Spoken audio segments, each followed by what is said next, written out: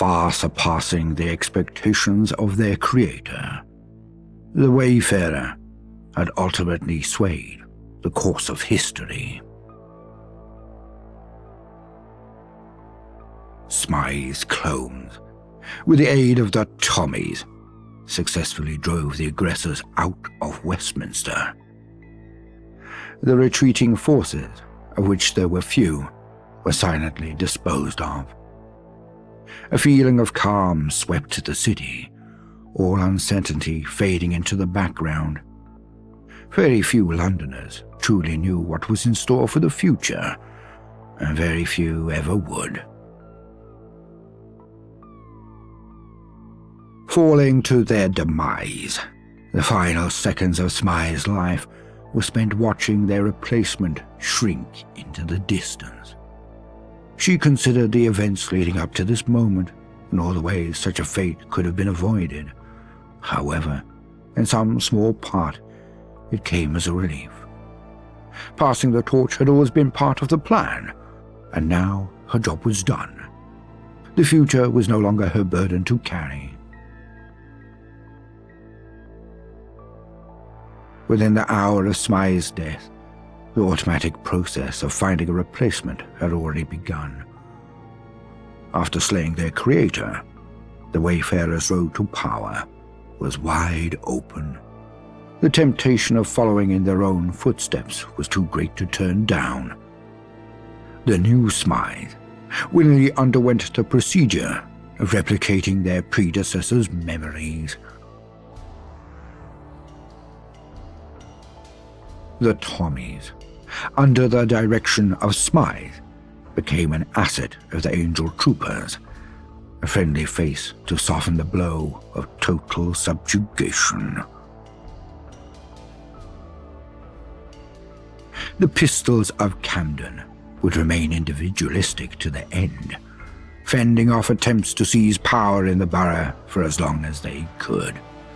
The future was bleak, yet for most, conceding wasn't an option. Following the Battle of Westminster, the Wayfarer was expelled from the Pistols. The Camden Council voted unanimously in favour of this motion. The idea that one of their own could be involved in a regime so antithetical to their beliefs was a hit to the borough's morale. For the time being, Miller's men were left alone. They were deemed too much of a hassle to deal with, and Islington was blockaded. While they would occasionally sneak out and attack neighbouring boroughs, their rage, for the most part, turned inwards. With no outlet for their fury, this spawned a culture of infighting. Gangs of Miller's men would beat each other to the death over trivial matters. Fortunes were lost and won at a swing of a fist. Only one thing united them: their devotion to their leader, Miller. Traders came and went, but the Croydonians rarely crossed the bridge that had been built for them. They regarded the rest of the world with disinterest, and they were better off for it. Smythe supplemented the Tommy garrison in Brickton with Angel Troopers. The newcomers were cold and efficient in their transformation of the settlement. The Bricktonian dream extinguished, they were quickly brought into the fold of Smythe's plans. The gentry celebrated their perceived victory over the invading forces, believing they had established definitive control over the city. In reality, the process in which their liberties would be stripped away had only begun.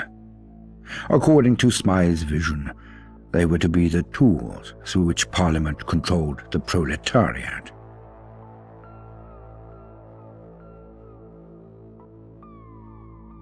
The vagabonds in the Isle of Dogs syndicate established a wary peace. Though true trust could never be established, the streets at least were more free of violence. Eventually, it became the new norm, and the times of constant warfare were looked back on as a red day not to be revisited. The Thames-folk decided they'd had enough of the disappearances. A movement formed to leave London for good. Those who stayed behind did so forever, looking behind their backs. Archie, like many young men, struggled to find his place in Old Blighty. Never truly at home, he wandered the waste searching for a place to hang his head. He saw the world, or what was left of it, but always traded a comfortable bed for a new horizon every chance he got. John Smith departed the Wayfarer's company without revealing the truth that weighed so heavily on his mind, the truth of his daughter, Lily. Alone and without guidance, the column's victory at Westminster was too much to bear. John fled the city with the only person in the world that mattered to him, his daughter. As Eve's forces closed in, he gave his final farewell. He urged Lily to return to her mother, towards the oncoming soldiers, entrusting her to a fate he could not follow, knowing there was nothing else he could do for her now. John Smith embraced the end on his own terms. Kira continued her pursuit of treasure through the capital, always seeking greater and more daring gains. But though riches greased her palms, it was never enough, and so she decided to leave London, endeavoring to explore beyond the capital. Her new quest is to become the most famed adventurer in the world. And so, the Wayfarer's journey came to an end.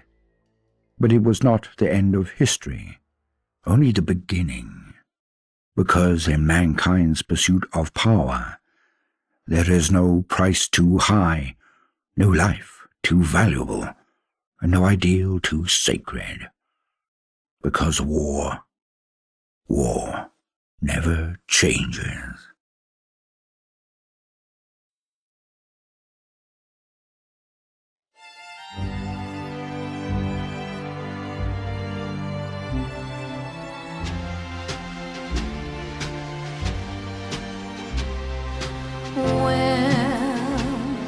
Again, don't know when, don't know when, but I know we'll meet again some sunny day. Keep smiling true, just like you always do. Drive the dark clouds far away. So will you please say hello to the folks that I know? Tell them I won't be long. They'll be happy to know that as you saw me go, I was singing this song.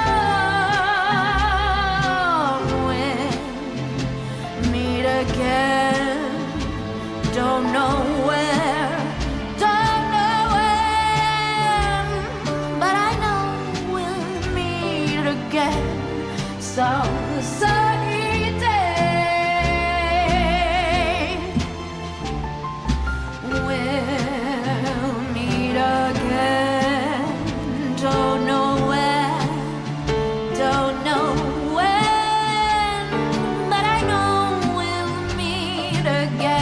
some sunny day.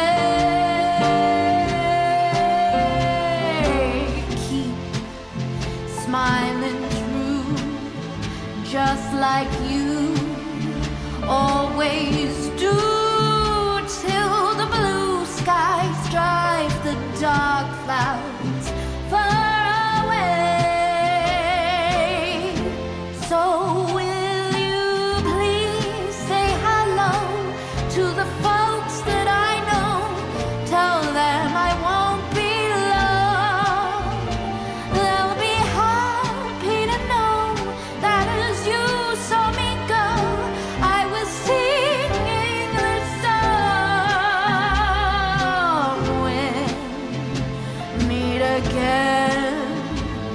don't know where, don't know when, but I know we'll meet again some sunny day. We'll meet again, don't know where, don't know when, but I know we'll meet again some sunny day. Keep smiling through just